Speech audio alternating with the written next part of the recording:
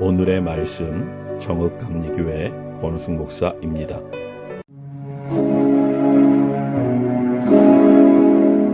사사들이 치리하던 때에 그 땅에 흉년이 되니라.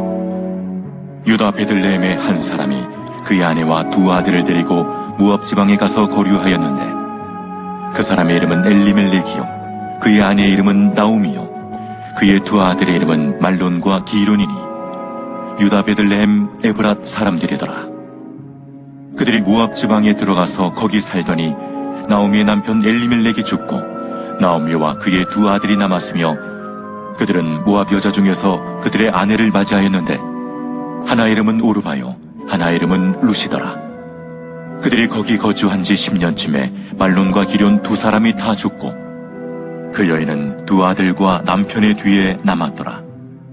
그 여인이 모압 지방에서 여호와께서 자기 백성을 돌보시사 그들에게 양식을 주셨다 함을 듣고 이에 두 며느리와 함께 일어나 모압 지방에서 돌아오려 하여 있던 곳에서 나오고, 두 며느리도 그와 함께하여 유다 땅으로 돌아오려고 길을 가다가 나오미가 두 며느리에게 이르되, 너희는 각기 너희 어머니의 집으로 돌아가라.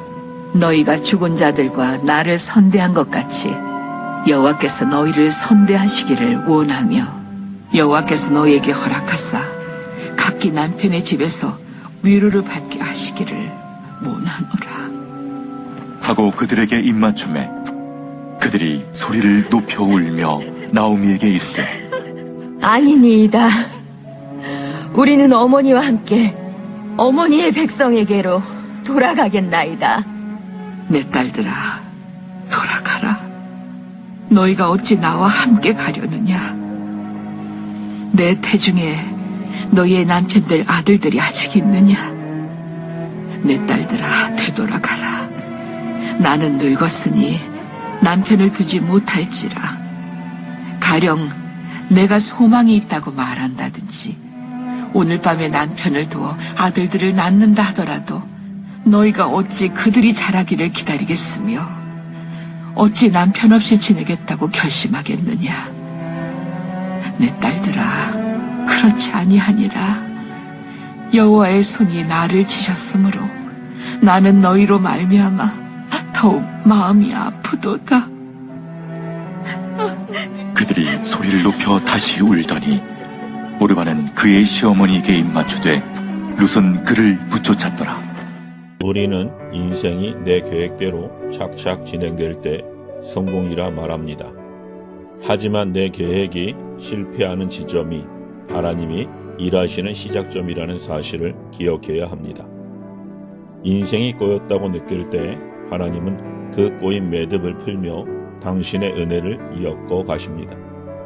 오늘 본문의 나오미가 바로 그 인생의 마지막 골목, 인생의 끝에서 있는 사람입니다. 나오미의 절망은 단순히 한 가정의 비극이 아니라 사사시대라는 영적 암흑기 속에서도 하나님이 어떻게 새 일을 시작하시는지를 보여주는 소망의 통로가 됩니다. 나오미의 가족은 베들레헴에 살았습니다. 그 지명의 뜻은 떡집입니다. 하나님의 약속이 있는 풍요로운 땅이었지만 그곳에 기근이 찾아오자 남편 엘리멜렉은 하나님의 뜻을 묻는 대신 자신의 판단을 믿고 모압 땅으로 떠납니다. 그러나 풍요를 찾아 떠난 곳에서 남편과 그 아들이 모두 죽고 맙니다. 나오미는 훗날 풍족하게 나갔으나 비어 돌아오게 하셨다라고 고백합니다.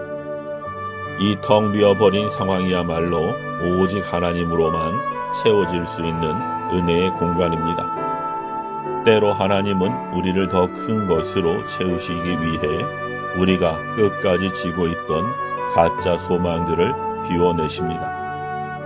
우리는 문제를 피하려고 지도를 바꾸고 환경을 바꾸려 애쓰지만 하나님은 지도가 아니라 우리의 중심을 당신께 돌리기를 원하십니다. 모든 것을 잃고 비참해진 나오미에게 한 소식이 들립니다.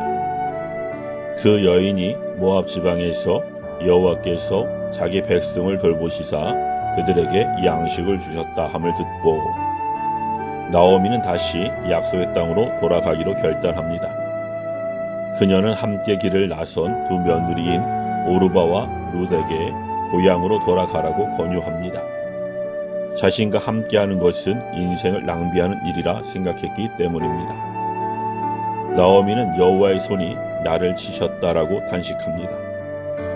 하나님은 이 원망조차 부르짖음으로 들으시고 이미 회복의 발걸음을 떼게 하셨습니다. 회복은 고통의 순간에도 모든 주권이 하나님께 있음을 인정하는 데서 시작됩니다. 하나님은 나오미가 스스로 낭망했던 그 밑바닥에서 그녀가 상상치 못한 큰 일을 준비하고 계셨습니다. 결국 오르바는 떠났지만 룻은 나오미를 붙쫓았습니다. 여기서 붙쫓았다라는 뜻의 다바크는 창세기 2장 24절에서 부부가 한 몸을 이룬다고 할 때 쓰인 단어로 접착제처럼 찰싹 달라붙어 절대 떨어지지 않는 상태를 말합니다. 나오미는 모두가 떠나는 절망적인 상황에서 내 곁엔 아무도 없다라고 울부짖었지만 하나님은 룻이라는 헤세드를 그녀에게 딱 붙여주셨습니다. 이는 우리를 포기하지 않으시고 끝까지 추적하시는 하나님의 끈질긴 사랑을 상징합니다. 세상은 더 이상 유익을 얻지 못하면 우리에게서 등을 돌리지만 하나님의 헤세드는 우리가 가장 가치 없고 낮은 자리에 있을 때 더욱 강력하게 우리를 덮습니다. 인생의 벼랑 끝에서 우리가 붙잡아야 할 것은 세상의 방법이 아니라 나에게 접착제처럼 붙어있는 하나님의 신실하심입니다. 내가 끝이라고 생각한 그 지점에서 하나님은 룻을 통해 놀라운 역사를 이미 시작하고 계셨습니다. 사랑하는 성도 여러분, 나오미의 끝은 결국 다윗 왕의 계보가 되어 인류를 구원할 예수 그리스도의 족보로 이어지는 위대한 시작이 되었습니다. 혹시 지금 인생의 벼랑 끝에 계시나요? 기억하십시오. 우리가 모든 소망의 끝을 놓았을 때 하나님은 비로소 당신의 전능하신 팔을 걷어붙이십니다. 하나님의 헤세드는 우리를 절대 떠나지 않고 지금도 우리의 삶에 밀착되어 있습니다. 놀라운 일을 시작하실 주님을 바라보며 오늘을 견디며 살아내시길 바랍니다. 그분과 함께라면 우리의 마침표는 언제나 새로운 시작을 알리는 쉼표가 될 것입니다. 아멘.